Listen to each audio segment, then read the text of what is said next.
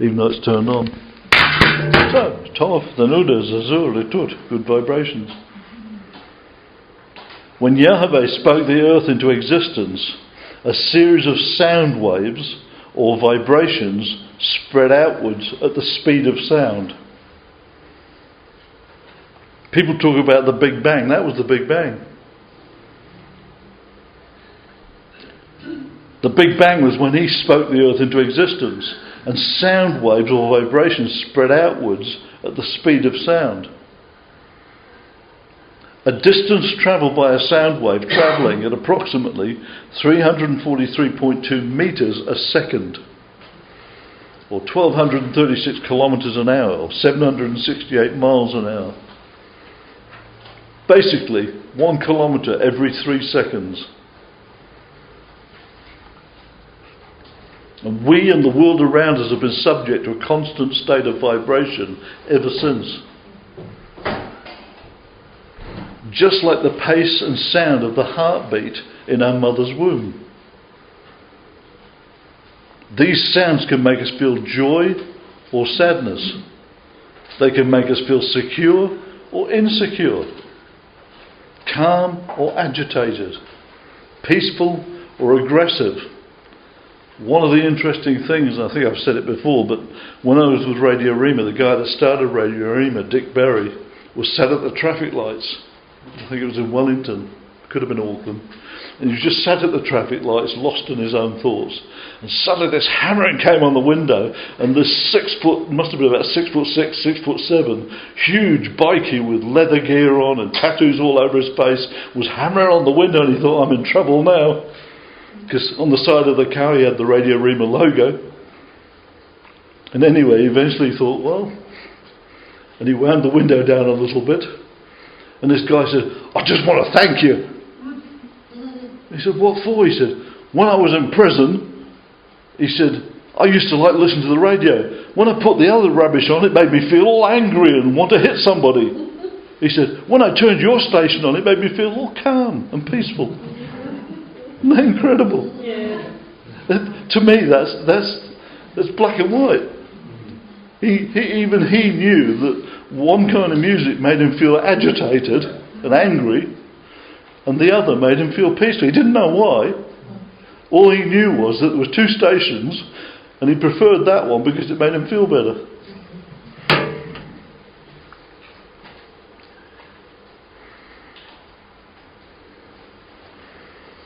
The therapeutic application of sound to the mind, spirit and body has been shown now, has been proven to bring healing, to boost the immune system, to lower blood pressure, to slow the breathing rate down, to reduce stress and to relieve pain.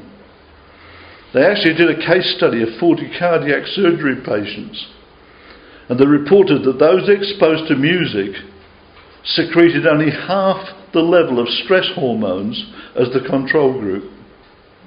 Isn't that interesting? Recent advances in basic neurobiological research have established a close link between the brain's hearing and our emotional centres.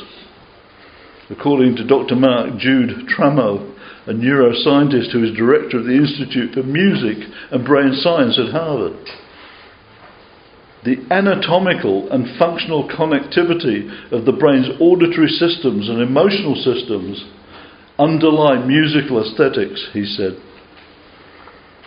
Basically what he's saying is the effect of music on emotions may in turn influence autonomic and immunologic systems in ways that will affect and help the body's natural responses to disease.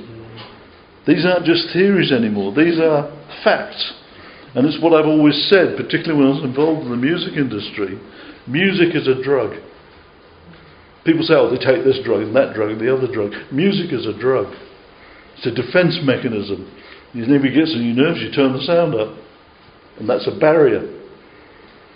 But it's also a drug. People need their fix. But they need a louder fix and a harder fix. And it becomes a drug, one way or the other.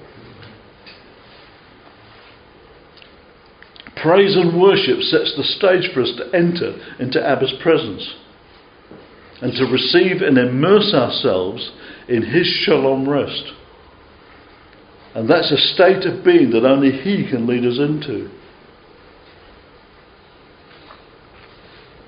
And people say, oh, praise and worship. There are 16 different Hebrew expressions available to describe praise and worship. And the 16 expressions are taken from 7 core expressions used throughout Torah. Everybody says, oh, hallelujah.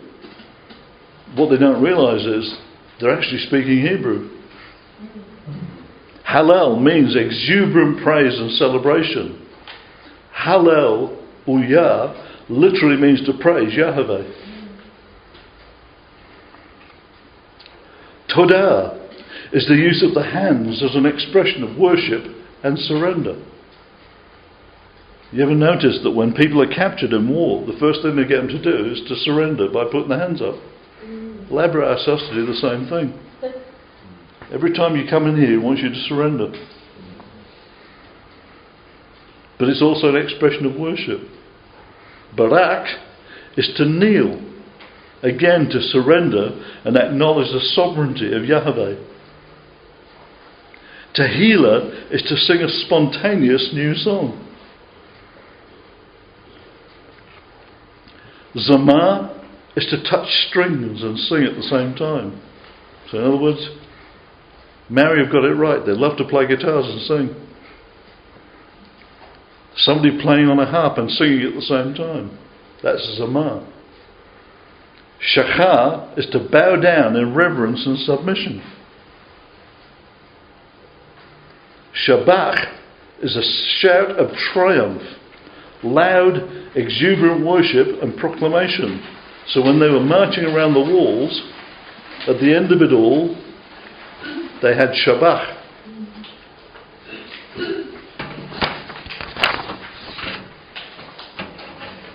When we accept and understand these principles and fully utilise the creativity available in and through them, when we're guided by Yahweh, people will be redeemed, healed, delivered, set free, encouraged and empowered within the reaches of our praise and worship.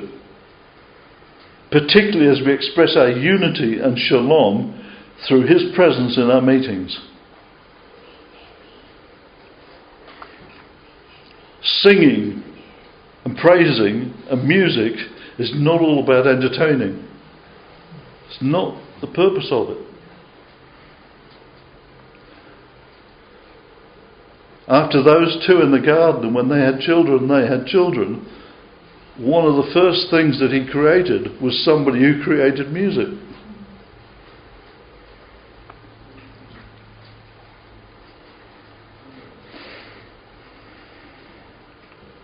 And when all these things start to happen, and they will happen, it will be a life-changing experience above and beyond anything that most have ever experienced before.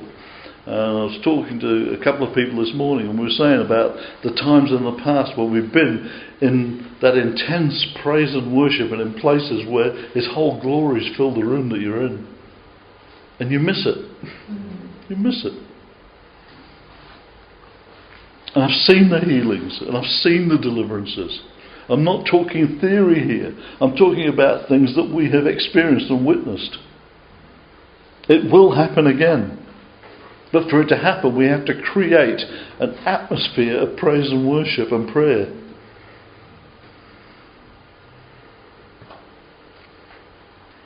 A variety of musical instruments were used in temple worship, including harps.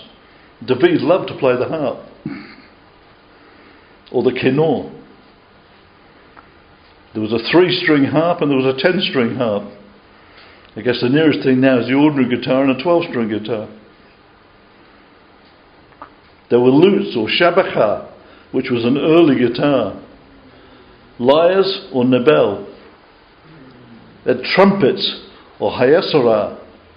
Shofar, cymbals or tzeltzalim. Tambourines or tapaf. Rattles, groggers, flutes or khalil, bells or tzeltzalim, and drums or pa'amon. All of these instruments were played by the Levi'im. And they were accompanied by 4,000 singers, both male and female. I thought that was interesting. They made a very precise point that the singers were male and female. And if you're not sure, look in Ezra 265. And all those 4,000 singers and all those musicians were not there to entertain anyone. It wasn't a concert. They were there to worship. And they were there to worship Yahweh and create an atmosphere of holiness or separatedness. That was the whole point of the whole thing. And Abba's message for us today is on message. It's both clear and concise. Behold, I am doing a new thing. It's springing up. Can't you see it? Can't you hear it? I am announcing new things to you. Secret things that you haven't known. Seek them diligently. Yearn for them. Because they're at the door right now and fully available to us. But we have to accept them and we have to embrace them. King David understood this principle perfectly. So that when he brought Yahweh's presence, the tabernacle, back into Jerusalem, was singing and dancing and shouting. But his wife, like the world around us, only understood power, prestige and image. And because of that, she looked down on him with absolute contempt. There are many around us that look down on us with contempt as we seek to restore Yahweh's truth. There's many that look down with contempt on praise and worship and dance. All that proves is that you're rattling his cage. He doesn't like it. Make yourself even more ridiculous. Do it even more. Dance, spin, whatever he tells you. It's not what you do with your voice and your body that counts. It's the music and the spirit behind it.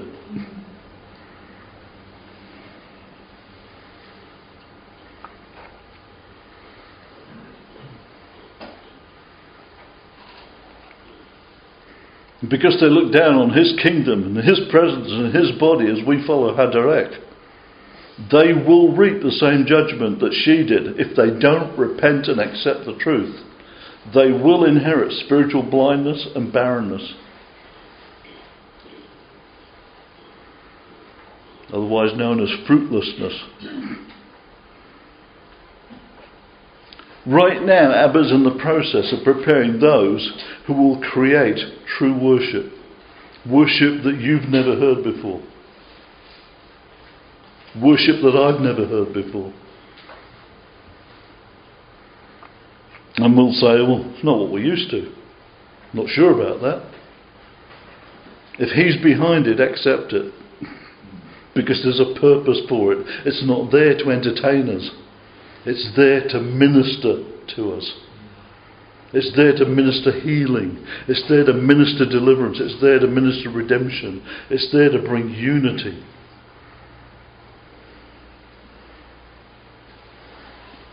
It's not there to sing and clap to.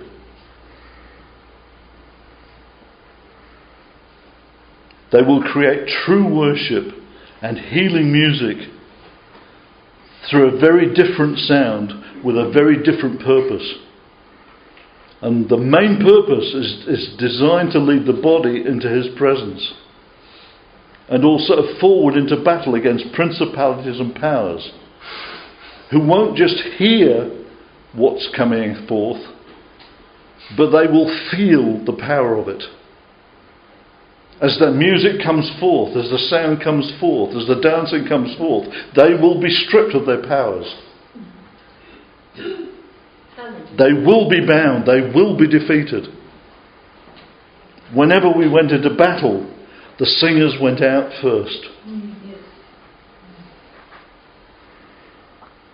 And just like them, we know that the battle is already won, but we still have to go through the process. Like Steve was saying last night, One night the whole city was under siege. They went to bed. When they got up the next morning, the angel of death had been throughout the whole enemy camp, and there was just corpses everywhere. And he promised them the night before, not one stone will be thrown at you. And they were looking out, seeing the huge army arrayed in front of them. They knew the reputation of this army. They knew what it was going to do. And he said, not a siege ramp, not a stone will touch you. And he said 180,000. Was that 180 or 150? 180,000 of the enemy was slain in a single night. That's why Israel right now is the safest place in the world. Because guess who's in the middle of it? And guess who can take care of anybody around them?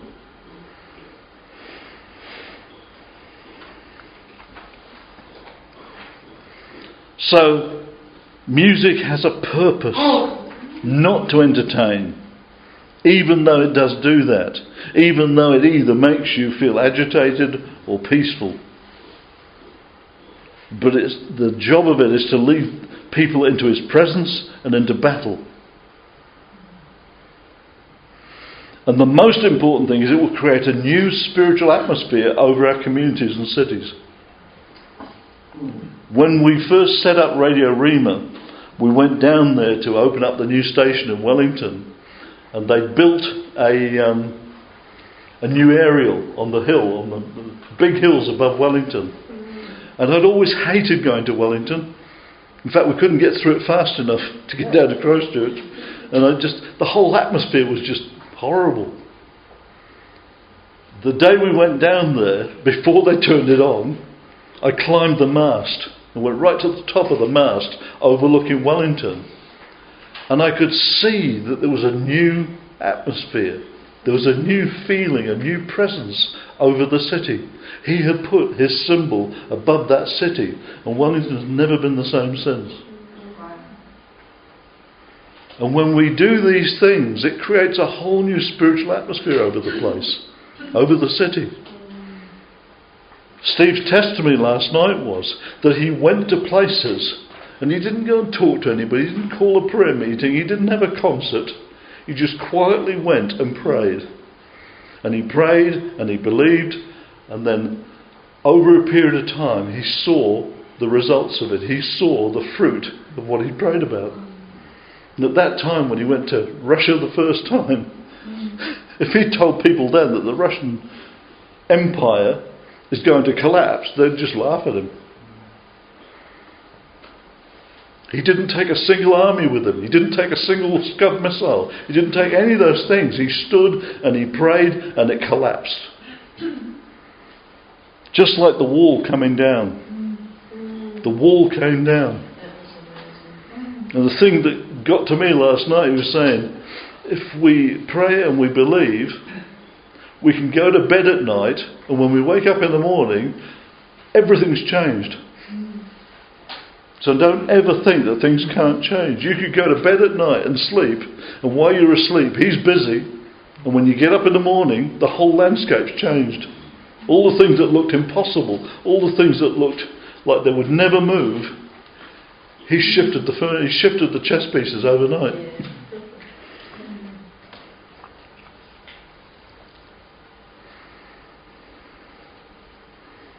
It's going to take courage for some people who will receive some of this new praise and worship and receive some of these new forms of dance and these new ways of writing stuff.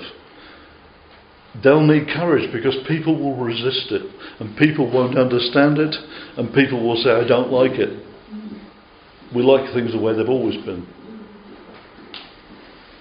Do you realise that the hymns that everybody reveres so much were the drinking songs of their day? Luther in particular and Wesley used to write their hymns to match the drinking songs in the pubs. Because he knew everybody knew the tunes. All they had to do was put Christian words to it and everybody would sing it. So don't put things down. It's the spirit behind it.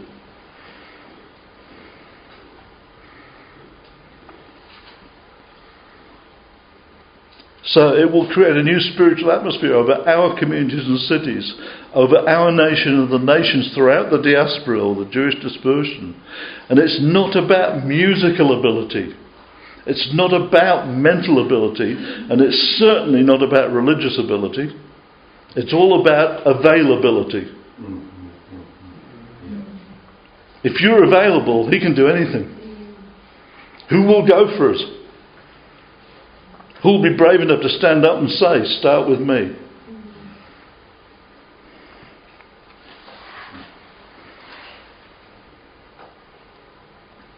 It's all about commitment and a desire to worship, and a commitment and a willingness to explore the unknown.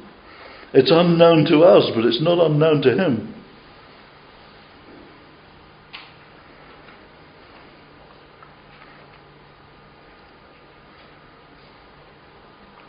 And the purpose of it is to clear a path through a moral wilderness that desperately needs a reality check. And it will build a roadway and open up streams through a spiritual wilderness that desperately needs water. We're in the middle of a spiritual drought. We need to pray for the rains to come, the spiritual rain. It's time to restore and deliver the truth again after 2,000 dark years of ignorance, lies, myths, counterfeits, prejudices, persecution, control and neglect. And if you're not sure if all of that's accurate, look around you. You can see it everywhere. Our landscape is covered in it. The airwaves blasted out. One of the things he talked about last night that I found interesting was about the purpose of the enemy is to break down boundaries, to break down barriers. And it gave me a real clue that one of the things we need to pray is that Abba's boundaries are put back in place. Slowly and carefully, the boundaries have been sneaked away. No boundaries anymore. No barriers anymore. Everything's up for grabs. We need to put those boundaries back in place. Because without them, the place isn't safe spiritually.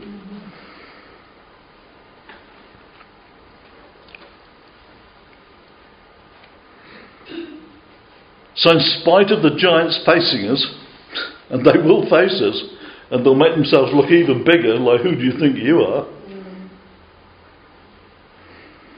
And they'll laugh at us like Goliath did at David. It's like, you know who I am, and you said, this little punk? Do you know who I am? Do you know what I represent and that I've got millions of followers around the world? Do you know the kind of power that I exert? Yeah, but I know somebody bigger and stronger than you. Somebody that can defeat you and will defeat you. Not by might, not by power, but by his Spirit. So in spite of the giants and the monumentally significant opposition forces who will mock us as we raise a restored standard, our task is absolutely clear. We are to rebuild the ancient ruins, to raise foundations from ages past, and be called the repairer of broken walls, restorers of streets to live in. Can you hear the shofar today calling us to rebuild the walls? Have you got an ear to hear what the Ruach is saying to the body? And can you hear what he's saying to you right here, right now?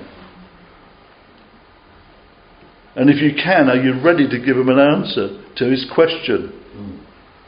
Who will go for us? Who will stand in the gap? That's all he's asking this morning.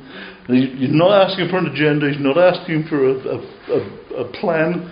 He's just saying, who will go for us? Who will stand in the gap?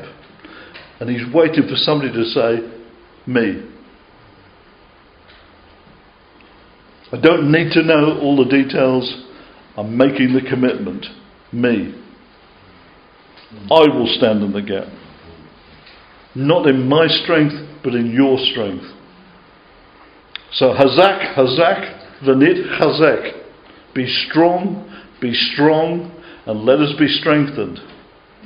So shalom, Messianic Kehillah, Messianic community, shalom.